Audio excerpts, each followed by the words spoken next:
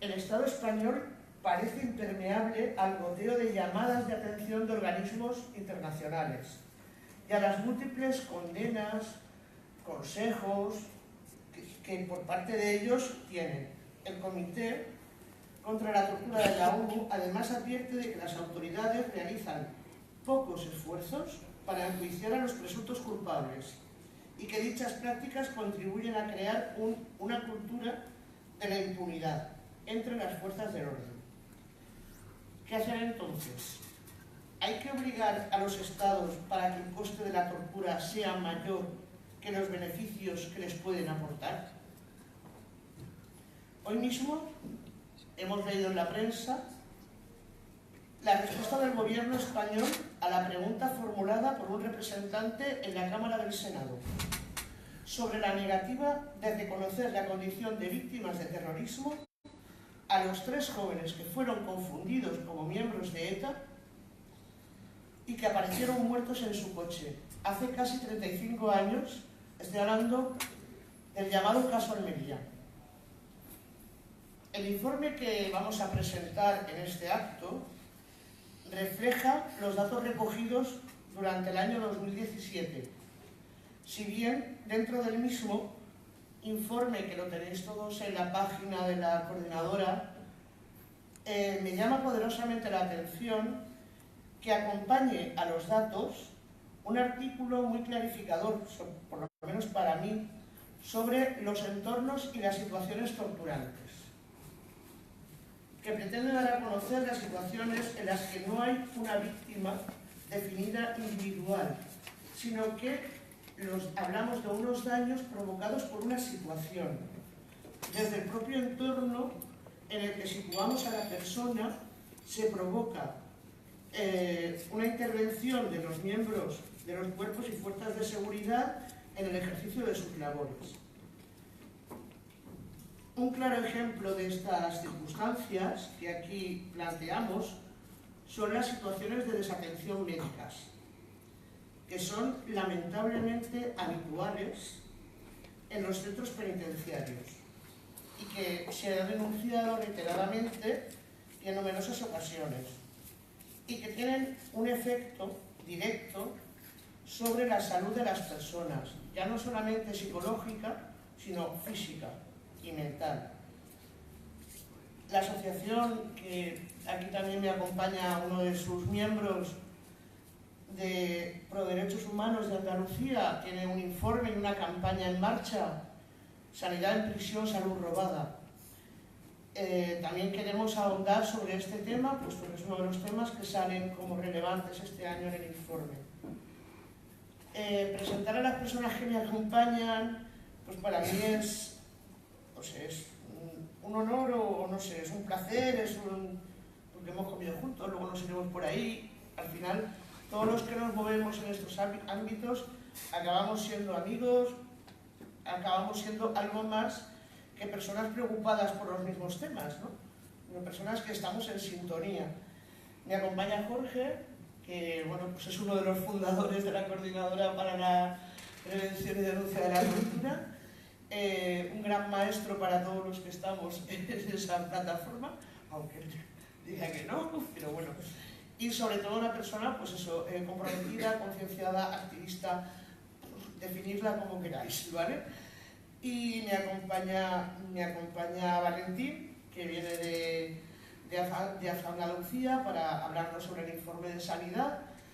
Y lo mismo, o sea, personas que estamos aquí comprometidos con estos temas, comprometidos con las personas que están en situaciones de represión, en situaciones no solamente de prisión, sino extranjeros en los centros de internamiento, los niños que están en prisión, las prisiones de menores, tantas situaciones que hacen que los derechos humanos se vulneren de una manera sistemática y sin que nadie lo cuestione.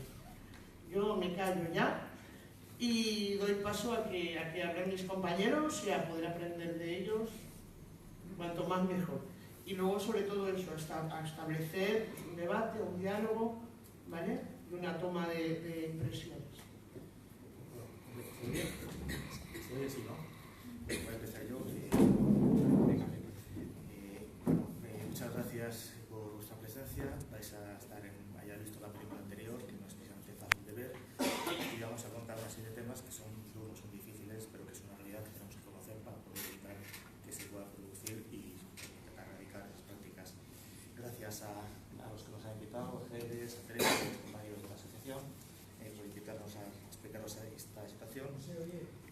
¿No se oye? No sé que a mí sí me pongo más cerca yo. Pero bueno, que gracias a los que estáis presentes, los que nos oyen. No está conectado, ¿eh? ¿Ahora? Tampoco. ¿Ahora? Ahora sí. Ahora sí. Bueno, pues a ver ahora. Que gracias, mucho más que dar las gracias a los que estáis aquí presentes, a los que os han invitado, y las cuestiones de protocolo previas y necesarias, pero no voy a repetirlas.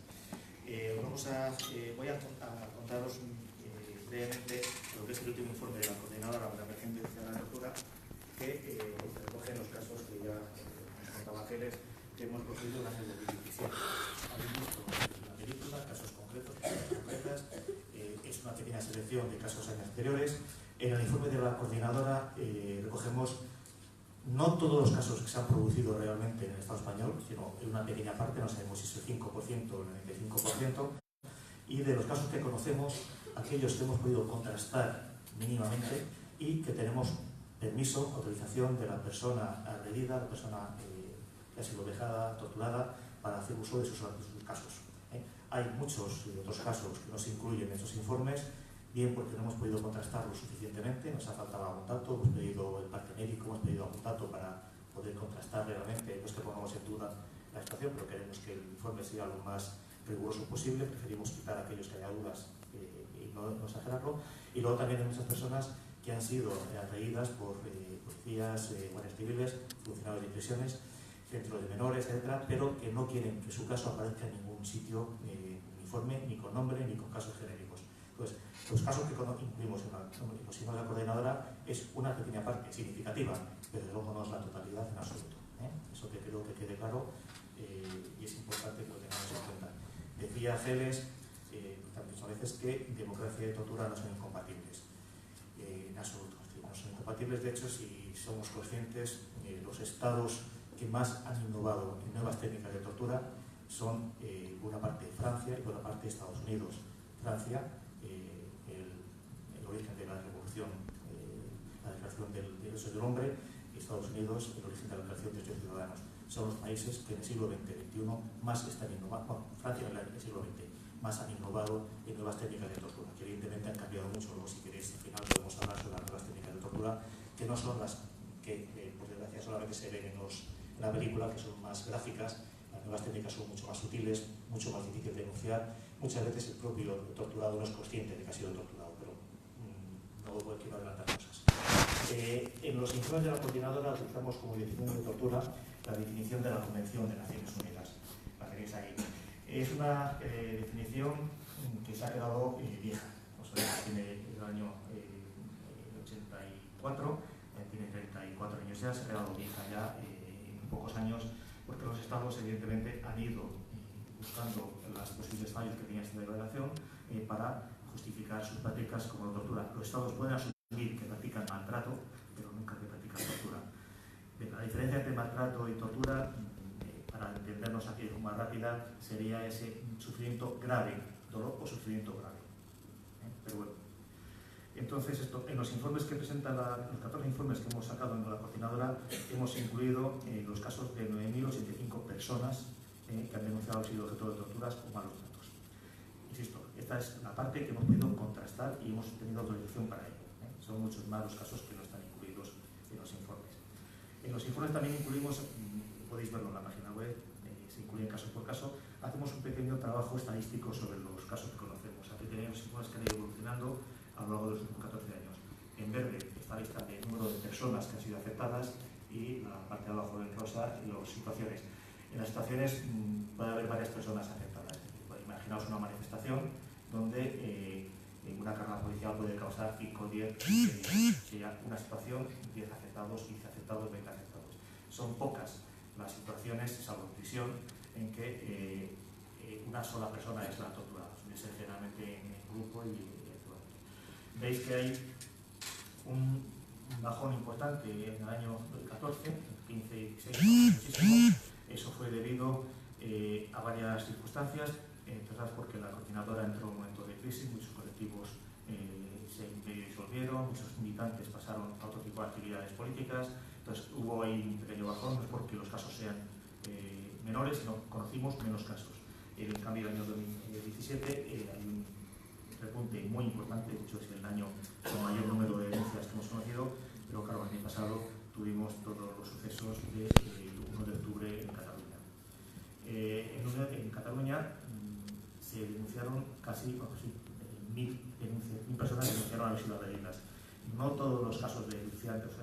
hemos podido contrastar. De hecho, en el informe recogemos aproximadamente unos 400 no llegan, de los casos que recogemos. Ni siquiera en el caso de Cataluña, que hay documentación oficial de la Generalitat recogiendo esos 1000 casos, hemos podido contrastarlo finalmente, por tanto no los hemos incluido. Bueno, son los casos anteriores, veis 541, pensaba que era menos el 1 de octubre, y la mitad de los casos son de Cataluña. De todas formas, la diferencia también había, hay más de casi 500 casos que hemos recogido fuera de Cataluña en octubre, con lo cual había un aumento importante respecto a años anteriores. Insisto, seguimos teniendo grandes problemas para poder detectar lo que está ocurriendo. Luego hablaré de ello más adelante. Los casos de tortura y malos tratos se distribuyen por todo el Estado. Evidentemente hay zonas donde las denuncias son mayores que en otras. Tenéis la reseña. Destaca Cataluña por lo que os comentaba, 619 el año pasado, 541 fueron detectados el día 1 de octubre. Ceuta, el problema que tenemos con la valla es importantísimo, el número de heridos y agredidos es altísimo, también Melilla, aunque hay más atrás, y luego Madrid. Muy importante en estas distribuciones geográficas. Conocemos casos allí donde hay asociaciones de derechos humanos, allí donde hay colectivos que denunciamos la tortura. Hay zonas, hay territorios de Estado español donde no existen asociaciones de derechos humanos, o donde las que existen son muy débiles y no tienen capacidad para denunciar la tortura. Entonces no tenemos información, en fin, por ponernos en casos concretos, Castilla-La Mancha, Extremadura, apenas tenemos información de lo que ocurre allí. No significa que no se den casos de tortura, significa que no somos capaces de conocerlos. Aquí hay que tener mucho cuidado también con esta situación, donde en una zona, en un país, en un estado, en un territorio donde no se conozcan casos de tortura, no significa que no hay tortura. Significa que hay generalmente miedo a denunciar la tortura. En estas comunidades que os decía, es muy difícil que abogados se puedan asumir denunciar casos de tortura porque suelen tener problemas a la hora de su trabajo diario en el juzgado. Nos ha pasado, por ejemplo, en ciudades como Salamanca, donde encontrar un procurador que asuma una querella contra funcionarios de la prisión de Topas es prácticamente imposible. Porque profesionalmente no les viene muy bien. Al final hay que conseguirlo de oficio porque es la única forma de poder presentarla. Esto en ciudades medias pequeñas es nuestro de cada día.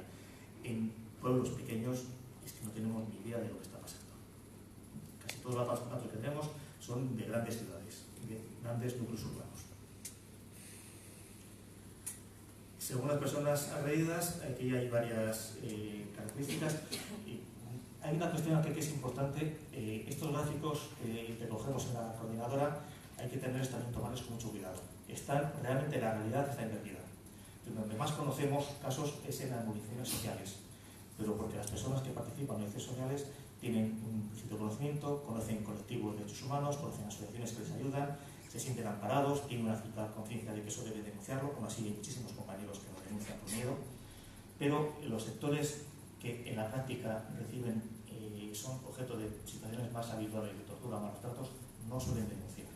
En prisiones tenemos que el número de denuncias es muy pequeño para lo que sabemos que ocurre en realidad, porque los presos no suelen denunciar. Están bajo custodia de las mismas personas o compañeros de personas que les han agredido. Una denuncia por torturas o malos tratos va a dar lugar siempre a una represalia importante, traslado de prisión, apertura de expediente, regresión de grado, pérdida de finos y rutinas, una serie de situaciones. Entonces es muy difícil que un preso se atreva a denunciar. Los que suelen denunciar son aquellos que están en primer grado, régimen CIES, y ya no tienen nada que perder. Los demás tienen mucho miedo, te lo cuentan, pero no quieren que sus casos no aparezcan. Y notaréis que, por ejemplo, no aparece ningún apartado en el que incluyamos, por ejemplo, personas detenidas por pequeños delitos de hurto de salud pública, cartucho de drogas. Estas personas que son de una forma muy habitual objeto de malos tratos por parte de la policía no suelen denunciar nunca. Es muy raro que estas personas se atrevan a denunciar. Muchas veces, yo he sido testigo y me han comentado, de alguna forma lo consideran cajas del oficio. Si denuncio, está muy apropiado. Si denuncio, la próxima vez que me detengan y me van a detener, va a ser un trato peor. O no me van a creer, el juez no me va a creer, que más será no me va a creer. Entonces, estas personas no suelen denunciar. Esta estadística es útil para saber lo que hay, pero hay que ponerla en esa cuestión. La realidad está invertida. Veis ahí que hay otro capítulo que pone otras situaciones. Estas otras situaciones se refiere a aquellas personas, esas personas que no tienen nada que temer de la fuerza del público, que van a la comisaría a denunciar que se roba la cartera, o que van a la comisaría a denunciar cualquier cosa y salen detenidas, apaleadas, torturadas. o que participan en una fiesta popular del barrio y porque han tomado una copa de más acaban siendo detenidas y apaleadas, y aparecerán aquí en estas situaciones. También hay muchas personas que ocurre esto, pero al final no se deben denunciar porque prefieren callarse. Muchas veces los abogados prefieren mejor te callas, no denuncies, no compliques y demás. En cuanto a la identidad de género de las personas que denuncian, aquí tenemos dos problemas. Como podéis ver, la situación, hay un problema fundamental. Por problemas de la ley de protección de datos no podemos incluir en las fichas que tenemos los datos personales de las personas agredidas, con lo cual no sabemos dar hacer estadísticas, no sabemos si es un hombre o una mujer, si es un transgénero, no sabemos. Pero aún así creemos que es importante dar visibilidad a estas personas por este género, y vemos que la inmensa mayoría, y concretamente 470 personas de los 1000 y pico, no hemos sabido si son hombres o mujeres o qué situación tienen. Desde luego, una vez que podemos saberlo, la inmensa mayoría son hombres, y aquí en este caso concreto, el año pasado, hubo dos personas, dos transgénero, que fueron agredidas en una comisaría en Granada, y esta vez se terminó de denunciarlo públicamente. Sabemos que hay agresiones en policía, en comisarías y por parte de policías de todas las cuerpos policiales, pero no suelen denunciarlos. ¿No? Es muy difícil que esas personas lleguen a denunciarlo públicamente, con lo cual, aunque tengamos constancia de lo ocurrido, no los incluiremos. En este caso hay dos personas en Granada que se debieron a denunciar. Todos los cuerpos de funcionarios de prisiones, de policía, todos los encargados de custodia de personas privadas de libertad han sido objeto en algún momento de denuncias por tortura o malos tratos. Si hiciésemos históricamente un análisis que está hecho por algún lado, veremos que también que todos ellos han sido objeto de alguna denuncia en algún momento por tortura o malos tratos. Veis también que la mayoría de las denuncias son contra la Policía Nacional. Dos razones muy claras. Primero, son el Cuerpo de Policía Nacional tiene encargada la custodia del orden público en las grandes ciudades, y por otra parte suele ser generalmente el encargado de repeler, de represaliar a los boletines sociales. Evidentemente eso hace que el número de denuncias contra la Policía Nacional sea más alto. También la Guardia Civil, en este caso el número de denuncias por parte de la Guardia Civil en Cataluña fue muy elevado, y las denuncias contra la Guardia Civil en Ceuta y en Melilla también han hecho que sea muy elevado el número. Las policías autonómicas también han tenido objeto de tortura, todas ellas en algún momento han sido objeto de denuncias por tortura o malos tratos. En funciones de prisiones son pocas las denuncias que se presentan contra funciones de prisiones reales. En centros de menores tenemos un grave problema. En este caso en concreto, los dos casos que conocemos son dos casos de dos personas que han fallecido, menores que fallecieron en centros de menores privados de libertad. Hay un problema gravísimo a la hora de saber lo que está pasando en centros de menores. Desde que están prácticamente privatizados, antes era difícil, ahora es prácticamente imposible. No hay acceso directo a lo que está pasando dentro, y cuando recibimos alguna carta, una queja de lo que ha ocurrido, son denuncias muy genéricas, basadas en el tiempo, y no hay ninguna posibilidad de poder contrastarlas ni llevarlos a un tribunal en ningún sitio, porque es muy difícil, no hay datos suficientes para hacerlo. Sabemos que ocurren verdaderas barbaridades, pero no podemos denunciarlas. Y luego hay otro caso, que en el caso concretamente es un caso de una agresión por parte de la Policía Portuaria de Barcelona, también son policías. En cuanto a situaciones de coagresor, pues estamos en lo que decíamos antes. La inmensa mayoría de los casos que conocemos se producen en libertad, en la calle. Es lo que comentaba, es muy difícil que alguien se atreva a denunciar una agresión estando preso o estando en el CIE, por ejemplo en un CIE, sea aquí en el de Zapadores o en Madrid, en Aluche. Las personas que están, por ejemplo, las personas migrantes, aún así hay muchas que se atreven a denunciar, están sometidas a una presión brutal. O sea, el hecho de denunciar a un policía va a llevar aparejado siempre, probablemente antes, aunque no denuncies, una denuncia por atentado o por resistencia a la fuerza pública, y la mera existencia de esa denuncia policial puede posibilitar, muchas veces posibilitar la expulsión del territorio español si no tuviese papeles, o la denegación de renovación de esos papeles de la posibilidad de que vayas a pedirlo. Porque hay muchas personas que prefieren no denunciar. En Madrid, en Aluche, este año pasado tuvimos varios casos de personas, ciudadanos argelinos, que denunciaron haber sido agredidos por agentes de la policía mediante disturbios. En varios casos conseguimos que el médico de juzgado de guardia fuese al juzgado y viese las lesiones, pero al final, a los 2 días, todas las personas que habían denunciado esas agresiones y que habían sido testigos de las lesiones fueron todos expulsados. Ahora, en un caso concreto, nos piden que digamos dónde se encuentran las víctimas. Y en dos casos sabemos dónde están, los cuales están en Argelia, sin posibilidad de volver a entrar, y en estos que están sencillamente perdidos. Archivaron la causa porque no se ha podido demostrar. No se puede demostrar porque no han querido demostrarlo. También tenemos un problema muy grave con el tema de muertes bajo custodia. Evidentemente, no todas las causas de personas que mueren bajo custodia en prisión, pues una comisaría, pueden ser merecedoras de un reposo penal, no tiene por qué haber un delito. Pero creo que es significativo de la falta de respeto a la dignidad humana y derechos de persona que una persona muera en prisión o muera en una comisaría por falta de atención médica. Y posiblemente no se pueda llegar a una condena penal, pero evidentemente una persona muera en prisión es por lo menos para hacer cuestionar ese sistema penitenciario. Desde el año 2001 hasta que acabamos el informe, tuvimos constancia directa de 705 muertes. Constancia directa documentada. Sabemos que son muchas más. Sabemos que aproximadamente mueren en el Estado español una media de 250 personas en prisión todos los años. Sabemos. Otra cosa es que no podemos tener datos concretos. Igualmente hay muchas personas que mueren por actuaciones de la Policía Nacional, 4 el año pasado, por la Guardia Civil, 10 el año pasado, Mossos d'Esquadra, 8, policías locales o en centros de menores.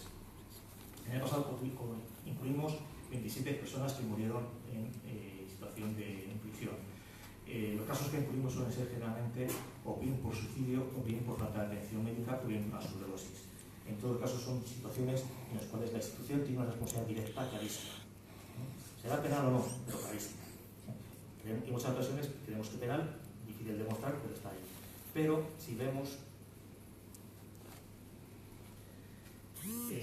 los informes de la coordinadora de los últimos años, que hay una variación bastante importante. El bajón que se ve en los últimos años está relacionado con la disminución de personas en prisión. Ha bajado últimamente, llegamos a 79.000, hasta donde están por las 50-60.000, ha habido un bajón y eso también hace que el número de situaciones ha bajado.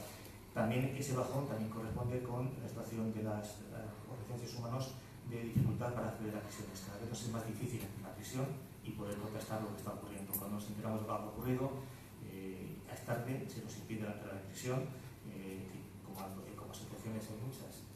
Aquí os pueden contar que tienen prohibida la entrada en prisión directamente, incluso como abogados te ponen dificultades. Está aislado, no quiere bajar, o lo más habitual. Ha sido trasladado a otra prisión, más que ha sido trasladado a otra prisión, hasta que te enteras en qué prisión ha sido trasladado, puede tardar varios días, y cuando consigues acceder a esa persona por otro abogado, otro colectivo, se lo ha pensado mejor y ya no quiere denunciar. Ni él, ni los testigos, ni nadie. Entonces es muy difícil denunciar. Estos son los casos que conocemos como coordinadora. Los casos reconocidos institucionalmente son estos en prisión. Como podéis ver, no conocemos más que un 10%, 10-15% de los casos que se producen en prisión.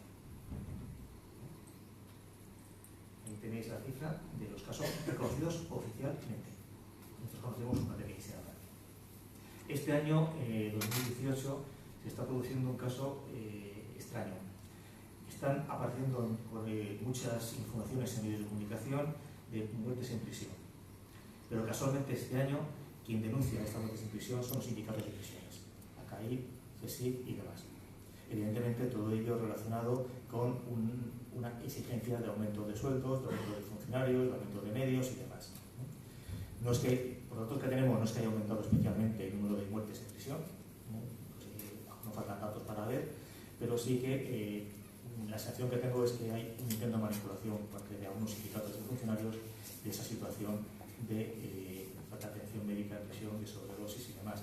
Cuando denuncian una muerte de varios presos en la prisión, lo que piden es más funcionarios para controlar más controles, más escaneos, más desnudos integrales, más centros de aislamiento. Es lo que suelen pedir, no piden más dignidad y demás.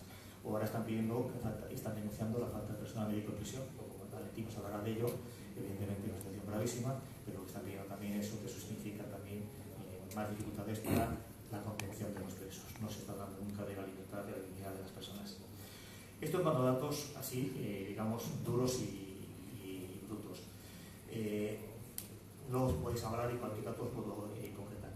Hay dos cosas que sí me gustaría comentaros en este sobre el tema. Una es la dificultad que tenemos, bueno, dos tres cosas. Una es la dificultad que tenemos para recoger esos datos. Es dificilísimo poder recoger esos datos, poder contrastarlos, poder hacerlo. porque muchas las personas que sufren esta agresión, o que son testigos de esta agresión, pues muchas veces lo que quieren es olvidar, callarse y mejor no meterse en problemas. Pero también porque los colectivos no somos capaces de coordinarlos realmente, a pesar de que tenemos una coordinadora, nos falta coordinación para poder ver esos datos. Aquí yo sí que haría un llamamiento a todos aquellos que están trabajando en el campo de derechos humanos a que de alguna forma intentemos coordinarnos. Sabemos que hay datos, pero no sabemos cómo hacerlo, coordinarnos para pasar los datos uno a otro. Hay posibilidades de que donde no llegas tú, otro colectivo puede llegar, pues yo creo que es importante hacerlo. Creo que es una cuestión que tenemos que darle varias vueltas entre todos, tanto los colectivos como las personas. Hay que cambiar algo allí. La situación está siendo realmente muy grave y no nos damos en cuenta. Uno de los casos que quería comentar. Otro caso que es también muy importante, al mismo tiempo que está ocurriendo esto, se está produciendo una situación de apoyo social a la práctica de la tortura. Hasta ahora la tortura tenía un amparo clarísimo, corporativo, había un amparo legislativo, había un amparo judicial. Desde hace unos años, de una forma también cada vez más clara y más descarada, hay un apoyo social a la práctica de la tortura. ¿Por qué tiene que haber esto? Pues imagino que 50.000 razones, o sea, son muchas, pero hace unos años, hace 10 años, era muy difícil que se atreviese a pedir públicamente la tortura. Hoy día es habitual. De hecho, las últimas encuestas que se han hecho sobre apoyo a la tortura muestran cifras escalofriantes.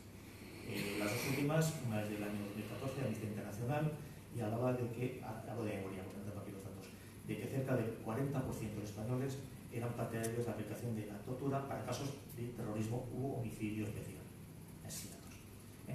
Una encuesta, la última que se publicó hace 2 años, fue en 2016, era una encuesta que publicó el Diario del Mundo, con todas las cuestiones que pueda tener y demás, pero creo que es significativa, y en esta encuesta el 56-57% de los encuestados eran partidarios de aplicar la tortura para casos de terrorismo. La pregunta era tramposa. Usted sabe que hay una persona que, el caso de la Ticking Bomb, no sé si lo conocéis, una persona detenida sabe que ha puesto una bomba y que va a estallar. ¿Estaría justificado a torturarle para que nos diga dónde está la bomba y salvar vidas humanas? Bueno, el 56-57% de los encuestados dijeron que sí. Lo terrible para mí de esa encuesta es que siempre según el mundo, que habrá que ver, la hacía creo que sirva 2 para el mundo, es que el 51% de los encuestados que habían votado Podemos también era partidario de la práctica de la tortura en ese caso. Teóricamente Podemos se supone que debería tener una cierta sensibilidad. No quiero pensar lo que pensarían los votantes del PP, que sería el 90%. Por lo demás. España tampoco está peor que el resto del planeta. La encuesta viene a ser más o menos igual. En Francia, una encuesta que esta vez es mucho más seria, que hizo hace 2 años también, en 2016, ACAT, Acción de Cristianos por la Tortura. En Francia, cuna de la democracia, cuna de la relación entre el hombre, casi el 60% de los franceses eran partidarios de aplicar la tortura para casos de terrorismo o casos de asesinatos o violaciones. Ese es el nivel en el que nos encontramos. En Estados Unidos la subida al 75%, en México el 83%, en Europa está entre el 35, 40%, 50%, y el resto del mundo pues se dispara. Japón también alcanzaba cifras del 80%, y las declaraciones a favor de la tortura son constantes. Ahí tenemos los medios de comercial, todas las series policíacas son apología de la tortura, todas, unas más descaradas, otras más suaves, pero todas son apología de la tortura. Entonces creo que ahí hay un campo nuevo que no estamos viendo. Y sin embargo, estamos viendo una cosa que a mí sí me preocupa y que siempre que lo digo es... mucho voy a acabar, 2 cositas. Siempre lo digo, es conflictiva, ¿no? Lo dejo caer. El problema de la tortura, y son de los juegos más debate si queréis, no es la impunidad. Y la impunidad es un problema, la impunidad de la tortura, pero no es el problema. El problema de la tortura es que la gente quiere que se torture porque busca una seguridad que es la que es ficticia, pero bueno. Y el otro caso que sí quería comentaros es que en el informe cogemos casos concretos de tortura, suelen ser, pues eso, generalmente en tortura física, presiones físicas, tortura blanca, coacciones, presiones, etcétera, etcétera, pero casos claros de tortura que corresponden a la declaración que ponía de la Convención de Naciones Unidas. Pero junto a estos casos hay situaciones mucho más difuminadas, mucho más difíciles de demostrar, donde también son situaciones de tortura por lo más del tipo, puede que menos graves puntualmente, con menos picos. Entonces este año hemos incluido un pequeño apartado, que es eso que llamamos entorno y situaciones torturantes. Situaciones que, de vulneración sistemática, permanente, reiterada en el tiempo, vejaciones constantes en el tiempo, que aisladamente puede que no demos importancia, pero que cuando vemos que hay personas que están en presentación años y años, evidentemente la situación es demoledora para lo que es una dignidad de la persona. En este informe hemos recogido algunos casos, podríamos haber recogido muchos más. Voy a leer algunos, a comentaros así algunos de los que hemos incluido. Se define en este caso situaciones que recogemos de malas condiciones materiales en la detención, no hace falta que te estén golpeando, sino situaciones en las que hay suciedad en el calabozo, no te dejan acudir a los servicios, no te dan comida, alimentación suficiente en el momento de la detención, etc. No te permiten la atención, tomar la medicina que necesitas. El aislamiento aplicado de forma como castigo, que es lo habitual. Yo creo que siempre es castigo, pero bueno, a veces es más claro, solamente es aislado como castigo y para que aprendan lo que hay. La falta de alimentación genérica en cárceles, por ejemplo, es muy habitual. La falta de atención médica es brutal y es una cosa sistemática. No sea solamente que no te den la medicina que necesitas en ese momento concreto como se ha detenido, sino una falta de atención médica en una prisión que puede llevar a que haya personas que han perdido las dos piernas, han llegado a contar las dos piernas por falta de una atención médica o que han muerto porque no se les ha llevado al hospital a tiempo cuando era una enfermedad que tenía perfectamente cura. Pero se ha ido prolongando. No hay una intención de matar ni de castigar, hay una dejación, un desprecio hacia esa persona que hace que esto vaya hasta fines.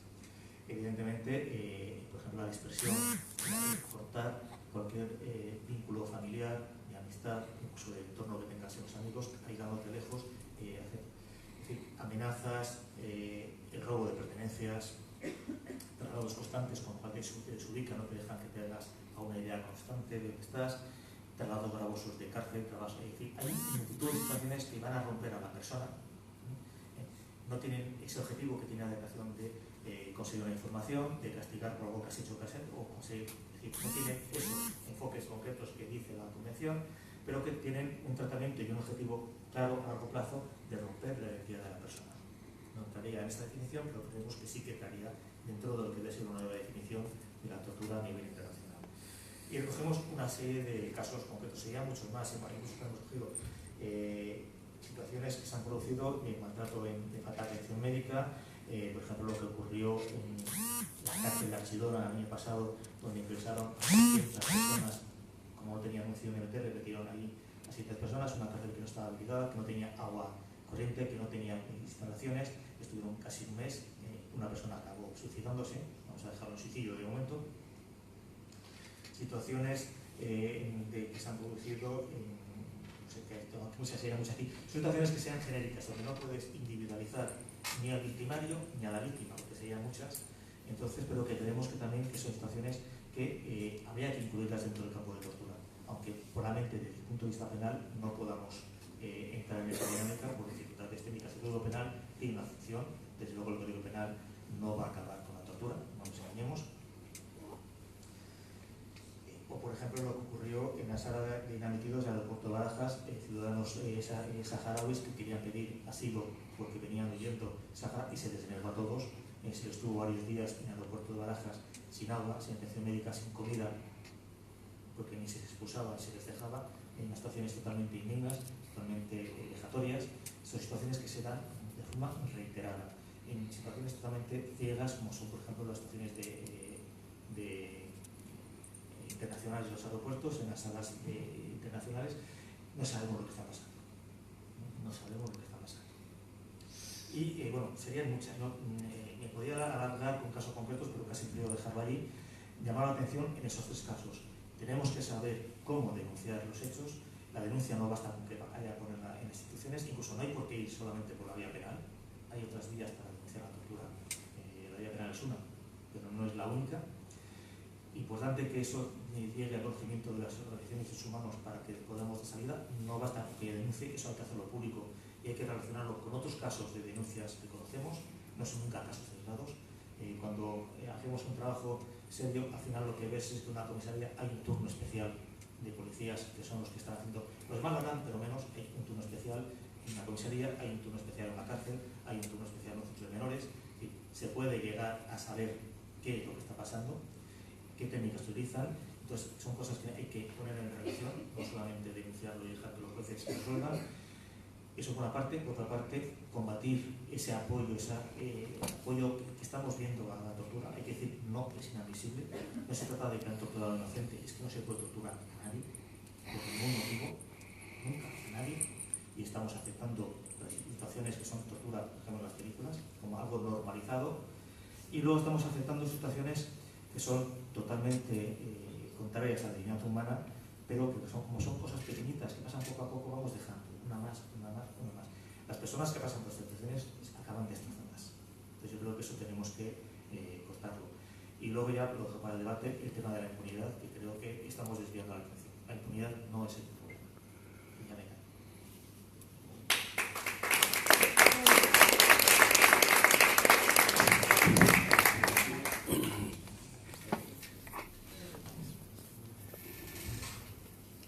Se escucha.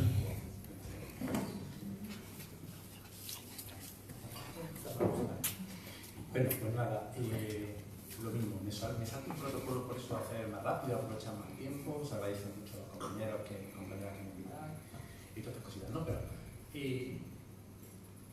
yo vengo de Andalucía, de una asociación pequeñita, modesta, para hacer unas cositas que podemos en Andalucía.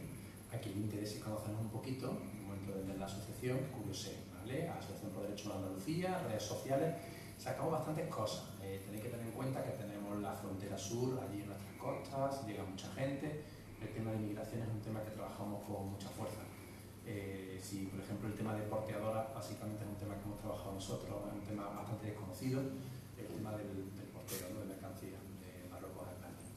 Bien, que quien quiera, son cosas, aunque aparentemente son ciertamente locales, hacemos un trabajo que normalmente pasa las fronteras de nuestra tierra y trascienden no a todo el Estado. En ese sentido, bueno, con las redes sociales nosotros también está la coordinadora, aunque bueno, según el momento, pues más o menos fortuna de actividad, ¿no? Como planteaste, Jorge. Y solo por enlazar lo que decía Jorge, después hablaremos en el debate si queréis, ¿no? Pero evidentemente, mientras menos intervención de los cuerpos de fuerza de seguridad del Estado, por tanto, mientras menos código penal, menos problemas de tortura vamos a tener. Dicho de una forma, quitar el problema, no vamos a tener derivadas. Por tanto, todo eso para reflexión, que se nos está yendo la olla desde hace mucho tiempo. El Código Penal no es algo de ahora, pero venía de antes, y es verdad que antes estaba asociado a un determinado partido concreto, que era el Partido Popular, pero a partir de ahí se ha ido extendiendo a todos los partidos. Hoy en día casi todo el mundo pide más penas. Da igual el partido, da igual la ideología, podemos pedir delitos de odio. Delitos de odio. ¿Para qué pedimos el Código Penal? El delito de odio es con delitos de odio contra la corona. O sea, ahora están empezando a acusar a la gente que hace libertad de expresión y tal, porque están apuntando a traer el delito de odio contra la corona. No, perdón, el delito de odio no es para esto. Es decir, que al final meter cosas en el Código Penal, los guardias civiles, los cuerpos de seguridad de Estado también se sienten víctimas de delitos de odio. No, oiga, que esto no era para esto, que esto era para proteger a otro tipo de personas que están en una situación de máxima exclusión y desigualdad, ¿no? Por tanto, lo que hemos dicho, la gente, como planteaba Jorge, por enlazar la prisión, sinceramente yo creo que es el lugar de mayor impunidad que existe. Tenemos que pensar 60.000 personas privadas de libertad que pueden estar, la mayoría de veces, media a larga duración. La media en España estaba en 2 años, muchísimo tiempo de prisión.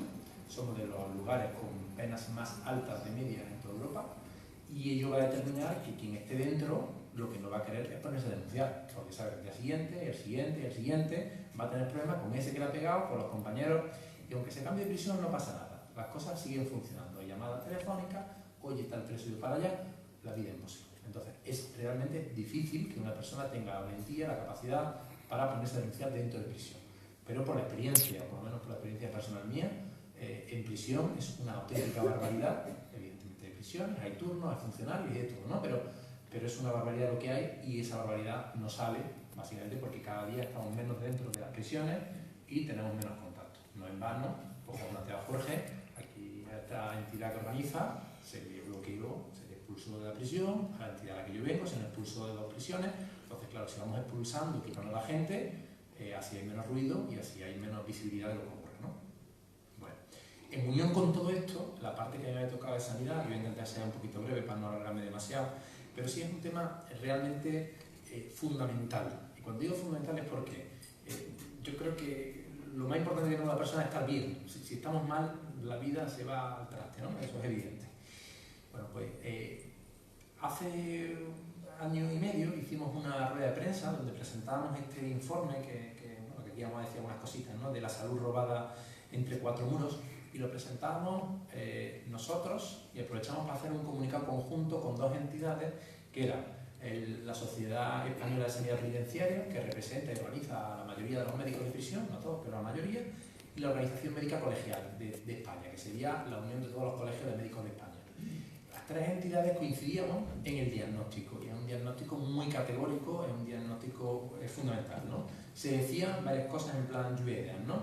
Una salud, se afirmaba entre todos que tenían una salud los presos extraordinariamente quebrantada. Bueno, es algo básico, están fastidiadísimos, tienen tuberculosis 100 veces más dentro de prisión que en el exterior prácticamente una enfermedad desaparecida, pues dentro de prisión existe, no encontrábamos pues si la hepatitis C si está en el 20%, nos encontramos una serie de enfermedades que fuera pues no son con tanta dureza. Pero también afirmábamos todos juntos que la práctica, después de muchos años, se había demostrado que el sistema médico, el sistema sanitario, era absolutamente ineficaz.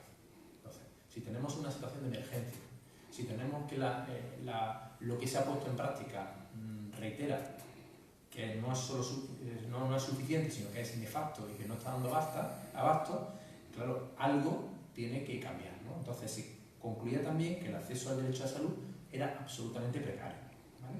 Por ello, entre todas, llegábamos a unas conclusiones comunes, había cosas que no compartíamos, ¿no? Pero sí se hablaba de que era absolutamente necesaria la transferencia de sanidad. ¿Por qué digo esto? Por explicar en breve introducción, dentro de prisión está la atención primaria, el médico de cabecera, que lo prestan los propios médicos de prisión. Los propios médicos de prisión pertenecen al Ministerio del Interior, ¿vale? Que es una prisión tipo, hecha para 1000 personas, ahí donde están 1300, 1400, puede haber 10 médicos. Vale. Esos médicos son de atención primaria, médicos de cabecera, pero la atención especializada corre a cargo de las comunidades autónomas, como regla general.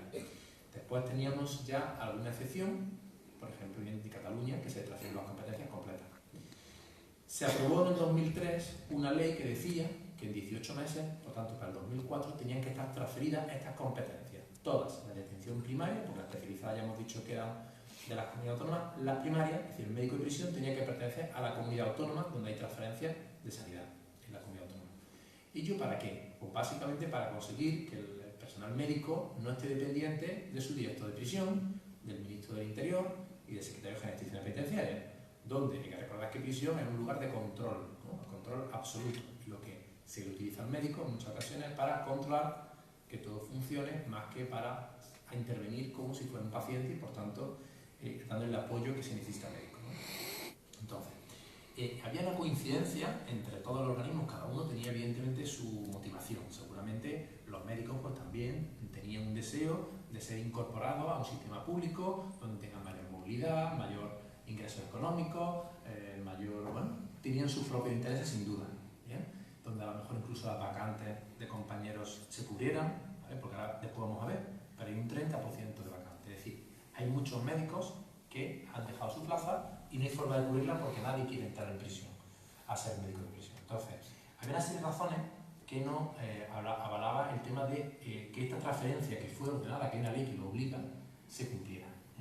Ahora, esto va a generar un problema gordísimo y es que nadie quiere esta patata caliente. Es decir, nadie quiere quedarse con los presos. Todavía podemos pensar en comunidades que tienen menos presos, pero hay comunidades tochas, por ejemplo Andalucía, de los cuales de los 59.000 que hay, 13.000 largos están en Andalucía. No se quieren quedar con 13.000 personas que tienen una cantidad de enfermedades tremendas. Y como pasa en Andalucía, pues pasa en Cataluña o en Madrid o en Valencia, ¿vale? Mucho por orden de número de presos. Por tanto, algo que es absolutamente necesario y que se llegó a ese consenso hace muchos años porque era absolutamente necesario, ahora lo encontramos con que el Ministerio del Interior quiere soltar eso. Ya lo quiere soltar. Durante un tiempo no sabía si quería soltarlo o no, porque el control es muy bueno, ¿no? Pero ha decidido soltarlo. Pero ahora quien tiene que cogerlo dice, yo no lo cojo si no me das el dinero que yo quiero.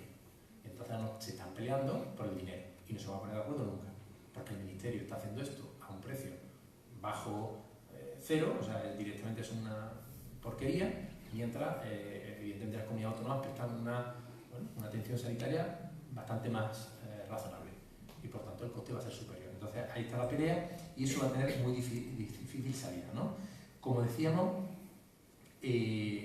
algunas de las debilidades de no tener transferencia son que los médicos están atados de pie y manos porque su jefe es el director de prisión, los tratamientos se le han impuesto a los médicos, se le han dicho tal medicamento no puede dispensarlo porque es caro, tal otro medicamento, aunque esté en todos sitios, no va a poder utilizarlo, los tratamientos de la apéndice no podemos darlos porque no tenemos dinero. Todo eso evidentemente generó incomodidad a los médicos y de hecho en algunas ocasiones se han revelado de forma activa.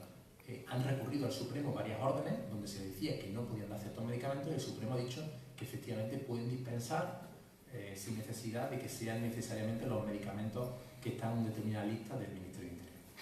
Bueno, también hay una serie de problemas que para nosotros es la clave también, que sería cuando tú entras en prisión, entras en una isla no porque sea preciosa y paradisíaca, ¿no? Pero es como una especie de cambio de país. Te vas del país y vuelves al tiempo cuando te incorporas. Y durante todo ese tiempo, cuando entras en prisión no sabes nada de ti, no sabes qué plan has tenido médico, no sabes qué tratamiento estás tomando, no sabes nada. Y, por tanto, cuando empiezas en prisión, empiezas de cero. Cuando sales de prisión, ocurre lo mismo. Vuelves al sistema público de salud y tampoco tienes nada de ti. Entonces, es absurdo que no haya una serie de compatibilidad del programa para poder acceder pues, a todo lo que es tema clínico. Y esto no es tontería, porque cuando hay cambio de medicación, por ejemplo, cuando una persona entra en prisión, si su familia, si su gente cercana no está activa, pues te va a quedar durante muchos meses sin tratamiento psiquiátrico o sin tratamiento que estuvieras tomando. Y a veces hay que cortar tratamientos que no se deben cortar, ¿no? Y por tanto, por eso decimos que es fundamental. Lo que estamos diciendo de esta transferencia es algo que es grito de todo el mundo. O sea, después de la ley se han posicionado tanto los médicos, el Consejo General de la Abogacía Española, el Defensor del Pueblo, los jueces de vigilancia, los fiscales, todo el mundo tiene clarísimo, salvo que efectivamente hay un problema de que las comunidades autónomas no lo quieren. Como decía, tenemos de 489 médicos que tenemos, hay un 30% de vacantes, 148. Eso se determina que donde tenían que haber 3, pues ya se ha perdido 1 por medio y por tanto los otros médicos van a tener que hacer maravillas. Generan no pocos problemas. Hay prisiones en las cuales no tienen médicos disponibles. Es decir, hubo una discusión, hay médicos, ya hay 3 sistemas de cubrir para ir bajando todo esto. Dijeron, bueno, antiguamente siempre tenía que haber médicos presenciales, pues ya mezclaron 3 turnos. Unos que son, cada prisión tiene el suyo. Unos son presenciales, otros mezclan, son de guardia localizada, no están allí, y otros son de lunes a viernes físicamente, fin de semana de guardia localizada. Con lo cual hay centros que no tienen médicos. Tenemos que hablar de centros de 1000 personas que no hay ningún médico. Cuando pasa algo, pues efectivamente esto nos genera pocos problemas. Después tenemos también, yo creo que al final el problema de esto se va a resolver solo seguramente, porque ya que las comunidades autónomas, bueno, solo. Los médicos son muy mayores los que están en prisión, entraron en otra década. Actualmente el 88% tienen más de 50 años y el 75% tienen más de 55. O sea, gente que de aquí a 5 o 10 años están jubilados casi todos. Y nadie quiere entrar. Hacen oposiciones y hacen concursos y no va nadie. Es decir, son situaciones en las cuales no sé cómo van a poder cubrir esta situación. Evidentemente, el no tener médico, como estábamos diciendo, genera no pocos problemas. Claro, la buena noticia, entre comillas, es que al menos la gente que actualmente ha entrado, y que no sirva esto de defensa hacia nadie, a ningún partido, pero sí es verdad que la persona que está ocupando el cargo de secretario general de institución financiera es una persona que ha sido sensible, que ha trabajado después de vigilancia, que ha trabajado en el Defensor del Pueblo y conoce bastante bien la realidad. Y tiene creo que un diagnóstico bastante certero de las dificultades que tiene. Es consciente de que va a ser difícil cambiar, pero el tema de sanidad la prioriza absolutamente. Él es consciente de que hay un peligro contra la integridad física, que hay gente que está sufriendo las consecuencias de esto, y él se comprometió o afirmó él que va a ser su prioridad. Otra cosa es que efectivamente le dejen o no le dejen, ¿no? Porque efectivamente aquí hay un problema que, como estamos diciendo, es difícil de resolver, porque se da un tema de presupuesto. Y cuando estamos en el tema económico ya va a ser más difícil, ¿no? Pero al menos hay una diferencia de discurso entre este y el anterior. El anterior, el año pasado, en el Congreso de los Diputados y una comisión, se le ocurrió la excelente idea ante la crítica de un congresista diciéndole que, hombre, cómo era posible que en Ocaña hubiese 0 médicos, porque el último se había cogido un derecho que tenía, paternidad o lo que fuese, y no había ningún médico. Y entonces, bueno, el otro le decía que no, que había dos, pero bueno, había dos médicos, pero que de qué se quejaba, que él era de la Sierra de Cuenca o de no sé dónde, y que en su pueblo, que eran bastantes más que en una prisión, no había dos médicos. Dice, vamos a ver, o sea, cuando el desconocimiento, cuando las malas ideas directamente, porque no puedes comparar un municipio donde no hay enfermedad con este sitio donde efectivamente nos encontramos con gente con una salud bien deteriorada. Cuando decíamos la salud robada, porque básicamente decíamos que se está robando la salud. Es decir, todo esto después tiene concreciones prácticas muy importantes. Tenemos a gente que, por ejemplo, han perdido, se le ha cortado dedos, parte de mano, lo que decía, han fallecido, pues porque no hay capacidad operativa ninguna. Pierden citas con especialistas de forma constante. Ese es uno de los principales problemas que tenemos. Si, bueno, hay dificultades para todo. Hay dificultades para acceso, por ejemplo, al médico de atención primaria. Si nosotros estamos aquí, estamos en la prisión, tenemos que meter más gente en este módulo, y ahora resulta que esta mujer se pone mala, bueno, no estamos tan mezclados, pero bueno, esta compañera se pone mala y quiere llamar al médico. Bueno, pues ahí el señor funcionario, que estoy mala, ¿qué te pasa? Una pastilla, y le trae cualquier pastilla, ibuprofeno. Y así, quiero decir, y esto que pasó una broma es que no lo es que es así. Es decir, que el criterio de determinar si alguien puede ir al médico o no, a la enfermería, va a ser, en la enfermería, donde en algunas prisiones aún queda el médico de guardia, va a ser el criterio de una persona que no tiene un criterio sanitario. Esto es una barbaridad, lo digo que es una barbaridad porque yo he visto temas jurídicamente donde hay personas que han padecido consecuencias fundamentales porque no se les ha atendido, porque le han dado cosas que por supuesto te dan sin mirar su historia clínica y puede ser alérgico. O sea, es que hay reacciones gordas a estupideces como dar medicación sin hablar con el médico o mirar tu historia clínica, ¿no? Pero hemos dicho este ejemplo. Otro ejemplo podría ser, yo quiero una cita para cuando tal, ¿no? Pues razonable, así lo decía el Comité Europeo para la Prevención de la Tortura, es que haya algún tipo de buzón, algún tipo de forma de dirigirte al médico sin que se tenga que enterar el funcionario. Porque a lo mejor quiere denunciar que te ha pegado, por ejemplo. Quiero decir, ¿por qué el funcionario que ha tenido un conflicto contigo va a ser el que tenga que tomar nota y decidir si puedes o no? La institución penitenciaria se defendía diciendo que no es que él decida si va al médico cuando pase una vez a la semana el turno, sino que él solamente coge el nombre como un centro de salud. Pero esto no es lo mismo. Hay que buscar mecanismos alternativos que permitan el acceso a los médicos sin tener intermediarios, ¿no? Porque los triajes, cuando se hace un hospital, hay una persona sanitaria que va a determinar si es urgente o si no es urgente y la prioridad o no prioridad, ¿no? La asistencia a los especialistas, esto es determinante. O sea, cuando una persona tiene gente con cáncer, que es que gente que tiene operaciones pendientes, tuvimos un caso de una persona que perdió 5 intervenciones quirúrgicas, 5. Y efectivamente perdió, además el vídeo tenéis por ahí colgado, si ponéis Honorio o nuestra asociación, y aparece este hombre contando su película. Y perdió 5 operaciones quirúrgicas con fecha, porque la buena gente, cada vez que iba a tener la operación, le trasladaban de prisión. Tuvo no sé cuántos traslados, si 10 o 15 traslados. Entonces, claro, y te cambia de prisión y ahora determina que tienen que empezar de cero. Porque como no es el mismo hospital, empieza a hacer preanestesia, informes, y esto al final, ¿no? Digo, el corte de parte de la mano, parte de corte de dedo, en ello estamos. Estamos ahora en reclamación patrimonial contra la administración por toda insensatez, ¿vale? También es una querella, pero al final no archivaron. A pesar de que, por ejemplo, hay una circular de instituciones penitenciarias que dice que tienen que paralizarse las cosas. Por tanto, al final, lo que hay es un desastre, ya no ni siquiera existe el diagnóstico de que existe este problema, se pone en una circular del año 98 y 20 años después seguimos teniendo un problema. Es decir, hay un descontrol absoluto que provoca no pocos problemas, ¿no? Hay momentos, no tan lejanos, hace unos cuantos años, que el 40% de las citas se perdían. Es decir, una de cada 2 casi se perdían. Tú consigues una cita con un especialista, con lo que cuesta convencer al médico de atención primaria, que no es como en la calle que cuesta, pues dentro el triple. Y una vez que consigues tu cita, resulta que cuando vas, ya no te sacan, no viene la policía. Priorizan juicios, priorizan otro tipo de historia, la policía, las condiciones policiales. Entonces son barbaridades que incluso los jueces dictan criterios de que esto no puede ocurrir, que si ocurre que... Pero al final sigue ocurriendo. Por tanto, hay una serie de dificultades bastante importantes. El cambio de medicación, como no pueden acceder al especialista porque no es posible, pues al final los médicos de atención primaria muchas veces con buenas intenciones y otras veces a saber por qué cambian las medicaciones. Tú tienes la medicación del exterior y el médico de dentro te cambia la medicación como le da la gana. O sea, yo creo que eso en la calle no nos ocurriría. Si el especialista nos manda una medicación, desde luego el de atención primaria, el de cabecera no nos va a cambiar la medicación.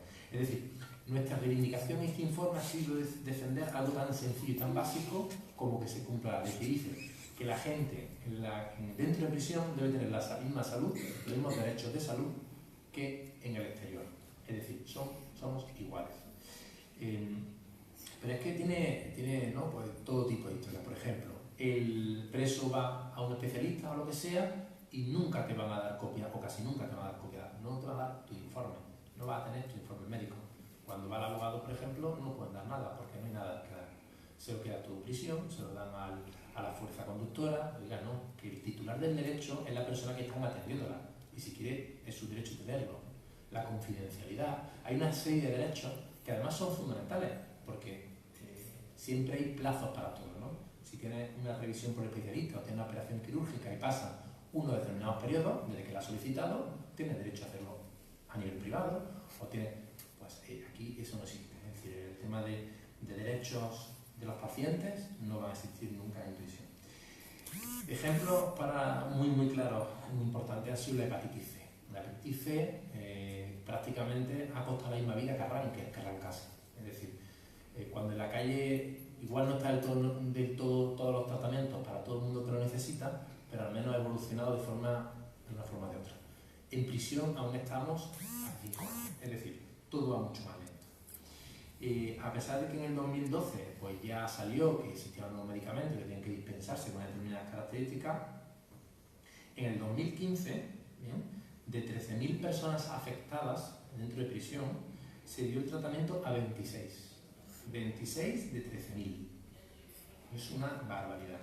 O sea, no es nadie. Es como si no existieran los presos. 26 de 13.000.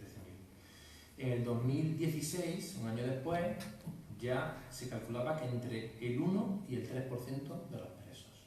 Es una barbaridad, es decir, de los que lo necesitan, no del total. Entonces dicen, bueno, si lo necesitan, ¿por qué al 1% aquí, si en la calle bueno, no está normalizado, pero es verdad que está bastante más extendido, ¿no? Y además era de broma, porque cuando empezó el Ministerio del Interior, era quien quisiera tener el tratamiento, tenía que meterse en una lista. Tenían que hacer una serie de pruebas y después tenía que irse a Madrid a que le dieran el tratamiento. Todo el mundo a Madrid, porque habían llegado a un acuerdo con un hospital. No, oiga, usted no puede desplazar a la gente de toda España del Estado con los kilómetros que hay por medio, con la familia y tirar una persona ahí durante un año en el tratamiento. Porque el tratamiento inicial no se puede tener la semana, pero era muy largo, quiero decir que después se ha ido recortando, ¿no? Entonces, en definitiva, bueno, pues un desastre. Después hay un problema incluso con la hepatitis C y es que hay un déficit de control. No se sabe cuánta gente con hepatitis C hay. O sea, todo el mundo habla de estimación. Porque, por ejemplo, en Madrid 1 están diagnosticados el 5% de presos, o sea, el 5% de hepatitis. Hemos dicho que la media está mucho más elevada. Y sin embargo, en Daroca tiene el 43%. ¿Cómo puede ser que uno tenga tanto y otro tampoco? O sea, aquí algo no funciona. ¿Qué pasa? Que hay un fibroscan que sirve para determinar efectivamente la hepatitis no sé qué y no se dispone, con lo cual depende de la sensibilidad de los especialistas de cada sitio, de cada territorio, para determinar cuánta gente hay afectada. Pero es que la hepatitis se mata, es decir, que es que no estamos hablando de una enfermedad, de una gripe, es algo que se lleva por delante a la persona y no son pocos los que fallecen, ¿no? Y cuando Jorge habla de 200 personas que fallecen, eso está detallado por número de personas, ¿no? Pero cada fallecimiento, evidentemente, puede haber una muerte súbita, que hay unas cuantas, pero la mayoría no son ese caso. Son unos fallos del sistema, unos fallos de no haberse operado, porque además la ley establece que una persona, cuando tiene una enfermedad grave, pues debe salir a la calle para pasar el último tiempo como razonable por criterios de humanidad con su familia. Solamente por ir acabando, pues, bueno, y después otro tema muy importante es la enfermedad mental. O sea, tenemos a 8% de presos con enfermedad mental grave. Estamos hablando de estilo esquizofrenia. Eso es una barbaridad. De ese tanto por ciento se meten ahí, se dejan ahí tirados, se cierra la puerta y hasta luego. Se crea un programa que se dice el Payén, una maravilla, un programa que surge del voluntariado de los funcionarios, que no tiene coste económico ninguno y donde los funcionarios tienen que ayudarse todos unos a otros para atender lo mejor posible a las personas con una enfermedad mental. Oiga, no, una persona con enfermedad mental no puede estar dentro de prisión, que es que además el código penal lo establece. Lo que pasa es que claro, cerramos los manicomios, quitamos el manicomio, queda muy progre, cerramos aquello, está muy bien, y ahora no invertimos en atender en la calle a la gente. ¿Qué va a provocar? Cuando una persona la líe una vez no, pero la segunda, ya sea en el ámbito familiar, que esto es muy habitual. O sea, una persona que mezcla medicación con bebida o que tiene una crisis, la primera te la suspende y la segunda va para adentro.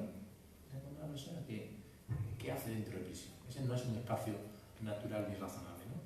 Pero si, más grave todavía, si se me apura, es aquella gente en la cual la sentencia le declaran inimputable y dicen, a usted no le puedo condenar porque usted no entendía en absoluto nada de lo que estaba haciendo. O sea, la gravedad es tal que se le considera inimputable, se le absuelve y se le pone una medida de seguridad para su persona y para la sociedad.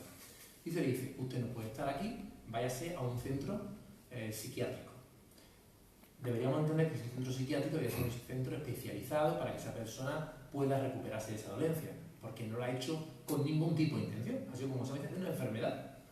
Bueno, pues todo eso se convirtió en dos centros psiquiátricos, el de Foncalén y el de Sevilla, que están absolutamente petados y que como no cabe más gente, los distribuyen pues, por los centros penitenciarios. Entonces actualmente, en la mayoría de los centros penitenciarios, tienen a 15 o 20 personas en la enfermería de fijo, o sea, hay de constante, durante años, y algunos en los módulos. En algunas ocasiones los meten en módulos concretos, crean módulos Cayenne, y en otras ocasiones por lo que hacen es que los mezclan con el resto de presos, ¿no? Pero eso genera no pocas dificultades como nos podemos imaginar, ¿no?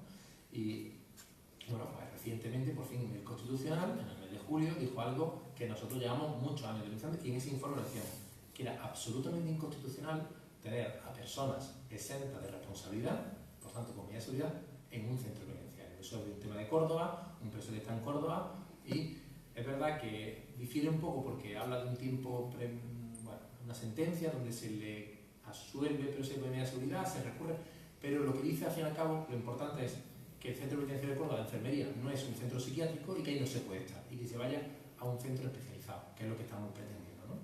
Bueno, todo esto que estamos planteando, que es un breve diagnóstico, de alguna forma, la conexión con el tema de tortura, es decir, es que tanto el organismo español que se dedica a controlar esto, que es el Mecanismo Nacional de la Prevención de la Tortura, que reside en el Defensor del Pueblo, como el Comité Europeo para la Prevención de la Tortura, el Consejo de Europa, ambos organismos, y todos los que vienen, pero estos dos últimos en especial, cuando hacen referencia en su informe, se centra mucho en la sanidad, es decir, se centra mucho en la salud de la persona, porque consideran que realmente situaciones en las cuales una persona pueda fallecer, pueda estar sufriendo injustamente, son situaciones provocadoras de tortura.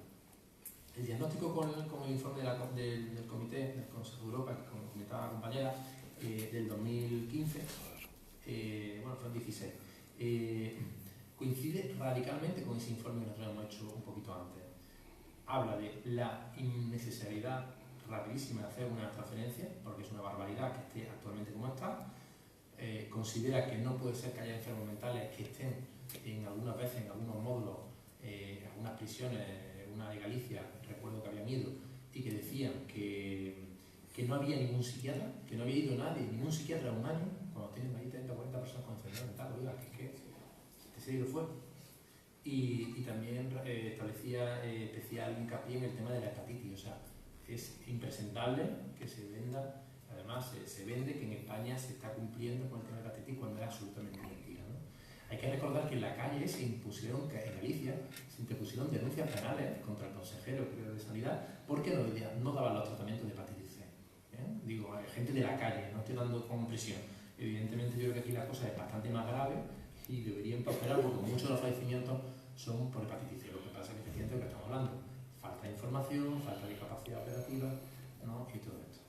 Bueno, perdonad que me he alargado un momentito más de lo que yo hubiese querido, pero bueno, podemos entrar en debate, si os parece, a partir de lo que habéis visto también en la peli, que es interesante.